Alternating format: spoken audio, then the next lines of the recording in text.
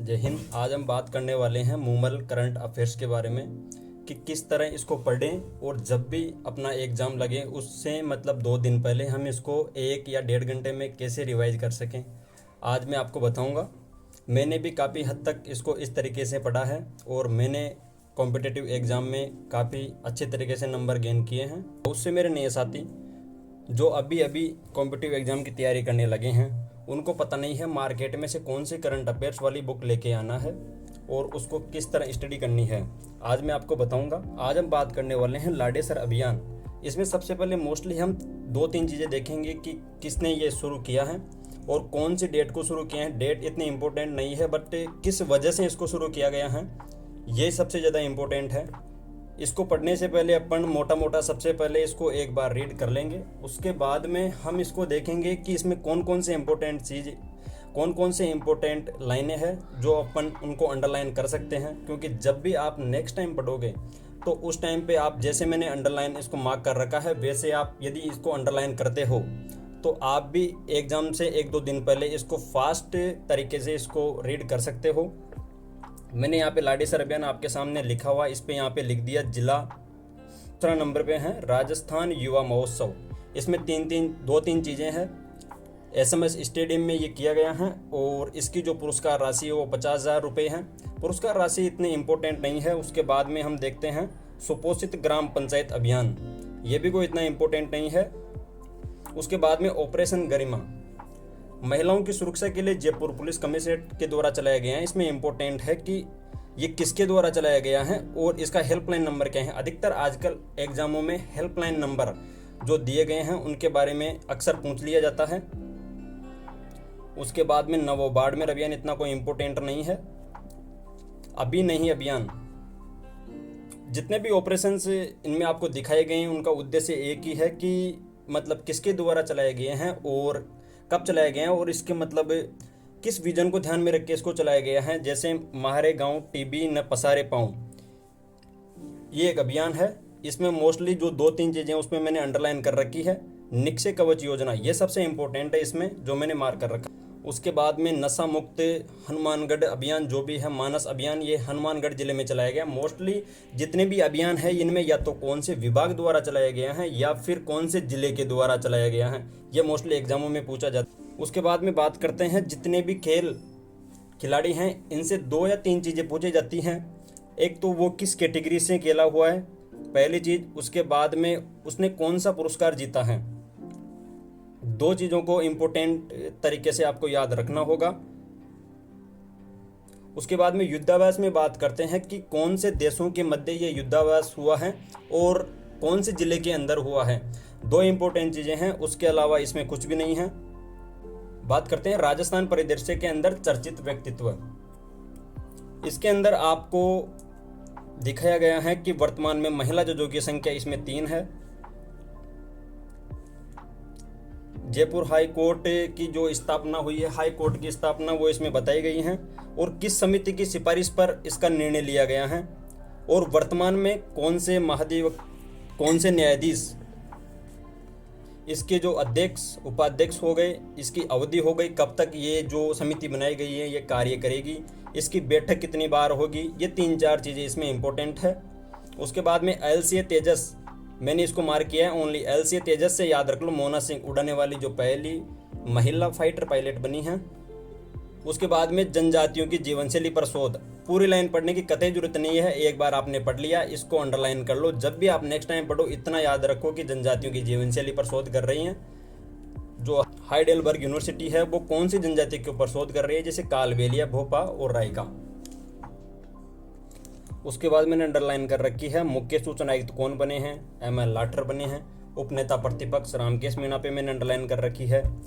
उसके बाद में मुख्य सूचना आयुक्त जो है उसकी नॉर्मली स्थापना कब हुई है और कार्य करना कब से शुरू किया है, अवधि क्या होती हैं, ये 3-4 चीज़ें इसमें इंपॉर्टेंट है। इनको अपन को मार्क कर लेना है। जब हम नेक्स्ट टाइम पढ़ेंगे तो जो अंडरलाइन मैंने रेड कलर से कर रखी है इसी को पढ़ना पड़ेगा और आप 1 या 2 घंटे में इसको पूरा कर सकते हो।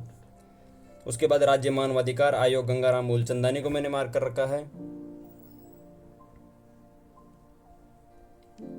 आगे चलते हैं। उसके बाद में सबसे इम्पोर्टेंट है विधानसभा समितियां। 2025 के जितने भी कर्मचारी चयन बोर्ड और अन्य कॉम्पिटिटिव एग्जाम हैं उनकी करंट जीके में मेरे को एक स्पेशल क्वेश्चन यहाँ से देखने को मिले कि जो समितियां हैं इनके अध्यक्ष जिन पे आजकल स्टूडेंट नज़र नहीं डालते, यहाँ से आरपीएससी भी क्वेश्चन उठा रही हैं। तो ये मोस्ट इम्पोर्टेंट समितियां हो गई, जैसे जनलेखा समिति, प्राकलन समिति, विशेषाधिकार समिति और सदाचार समिति। ये मोस्ट समितियां हैं। ये इम्पोर्टेंट अपने जीके के हिसाब से भी हो जाता है कि पहली महिला उप मुख्यमंत्री या कौन है जिनका अभी निधन हो गया है।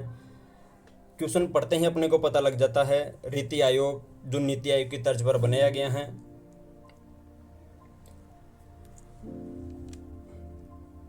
आगे बात करते हैं वित्त आयोग। अभी तो 7वां वित्त आयोग आ गया है जिसके अध्यक्ष अरुण चतुर्वेदी हैं। इसमें छठा वित्त आयोग पढ़ने के बाद अपन को ये भी नज़र में होना चाहिए कि पहला, दूसरा, तीसरा और जो आगे निकल चुके हैं चौथे, पांचवें, इनके जो अध्यक्ष हैं वो कौन से थे। कभी कभी इनमें से भी क्वेश्चन पूछ लिया जाता है। राजस्थान के कॉम्पिटिटिव एग्जाम में हर बार यहाँ से क्वेश्चन पूछा जाता है नवीनतम मंत्रिमंडल, कौन सा मंत्रालय किसके पास हैं। यहाँ से क्वेश्चन हमेशा पूछे जाते हैं। इसको अच्छी तरह से हमको पढ़ना चाहिए। राजस्थान के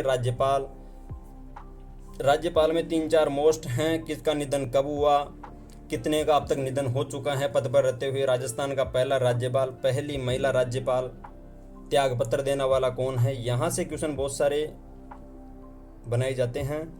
उसके बाद में मुख्यमंत्री कार्यकाल के दौरान निधन किसका हुआ, आपातकाल के समय मुख्यमंत्री कौन था, अनुसूचित जाति का प्रथम कौन है, सबसे कम कार्यकाल किसका है, दूसरी बार अब तक कितने 4 बार रह चुके हैं। वहाँ पर ऑप्शन आते हैं निम्न में से कौन से मुख्यमंत्री 2 या 2 से अधिक बार निर्वाचित किए गए हैं। यहाँ से बहुत सारे क्वेश्चन पूछे जाते हैं, इसलिए ये भी अपने लिए इम्पोर्टेंट हो जाता है। उसके बाद में राजस्थान के कॉम्पिटिटिव एग्जाम की जान कही जाने वाले मोस्ट क्वेश्चन कलाकारों से। कौन से कलाकार को कौन सा अवार्ड दिया गया है, कितने पद्मश्री बांटे हैं, कितने अवार्ड इनको यहाँ पे मिले हैं वो अपने को देखना होता है। उसके बाद में JLF जो जयपुर लिटरेचर फेस्टिवल, नवम महाकवि कन्हैयालाल सेठिया पुरस्कार जैसे कवित्री अरुंधति सुब्रमण्यम को दिया गया है। इनको अंडरलाइन कर लेते हैं। नेक्स्ट टाइम पे 17वां JLF नवम महाकवि कन्हैयालाल सेठिया, इनका याद रखे, अरुंधति सुब्रमण्यम याद रख लेते हैं, उससे अपन को पता लग जाता है। उसके बाद ये आ गए सर्वश्रेष्ठ ग्रामीण विकास पहल। पहली बार पूरी लाइन को पढ़ेंगे, जब नेक्स्ट टाइम पढ़ेंगे तो इतना ही पढ़ेंगे, सर्वश्रेष्ठ ग्रामीण विकास पहल विप्र गोयल, इतना याद रखना, उतने में अपने को क्वेश्चन याद आ जाएगा। ये मैंने अंडरलाइन कर रखा है। नॉन में से राष्ट्रीय किसान पुरस्कार संतोष खेदड़, और पढ़ना ही नहीं है नीचे क्या लिखा हुआ है क्या नहीं लिखा हुआ है। उसके बाद बात करते हैं 400 मीटर का synthetic track, Shardul sports school, इतना याद रखना है। इसमें पे एंड प्ले स्कीम, ये ऐसे क्वेश्चन हैं कि इनमें से ये नए क्वेश्चन हैं, पहली बार देखे लग रहे हैं, तो इनको अपने को अच्छी तरह से पढ़ना है। इसके अंदर डीप से जाके पढ़ना है कि पे एंड प्ले स्कीम कौन से खिलाड़ियों पर लागू होती है, कौन से पे नहीं होती है, इनमें कौन कौन सी कैटेगरियां हैं, इस पे ध्यान रखना पड़ेगा। और खिलाड़ियों से कौन से को रजत पदक मिला है, कौन से को स्वर्ण पदक मिला, ये सबसे मोस्ट है। उसके बाद टीबी मुक्त भारत अभियान कौन कौन से जिलों में चलाया गया है और इसकी स्थापना कब हुई है, इसका उद्देश्य क्या है, ये अपने को ध्यान रखना पड़ेगा। हाल ही में केंद्रीय विश्वविद्यालय प्रत्येक स्टेट में खोले जा रहे हैं, राजस्थान में कितने अलॉट हुए हैं, ये अपने को ध्यान रखना पड़ेगा। और परमाणु एनर्जी इकाई जो 25वीं राजस्थान में खोली गई हैं, इसकी कैपेसिटी कितनी है, कितने मेगावाट हैं, कितनी पहले अपने बनी हुई हैं, कौन से नंबर की अपने बनाई गई हैं, ये इसमें इम्पोर्टेंट। गोवर्धन योजना ये इम्पोर्टेंट है, भीलवाड़ा में शुरू की गई हैं। जैसलमेर में ब्रीडिंग सेंटर, ये सबसे इम्पोर्टेंट है, रामदेवरा ब्रीडिंग सेंटर। और इसमें जो नर गोडाउन है उसका नाम क्या है, मादा का नाम क्या है, और राजस्थान में कितने गोडाउन की संख्या प्रेजेंट टाइम में है, ये अपने को ध्यान रखना पड़ेगा। ये क्रूज सेवा आना सागर अजमेर में शुरू की गई हैं। Waste to energy plant Langariyawas Jammu और रामगढ़ में है।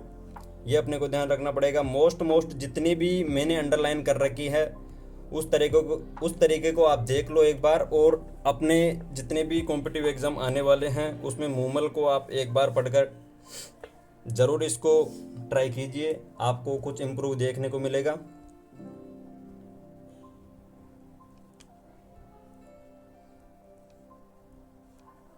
बस इतना ही, उसके बाद में आगे बात करते हैं नेक्स्ट वीडियो में। धन्यवाद।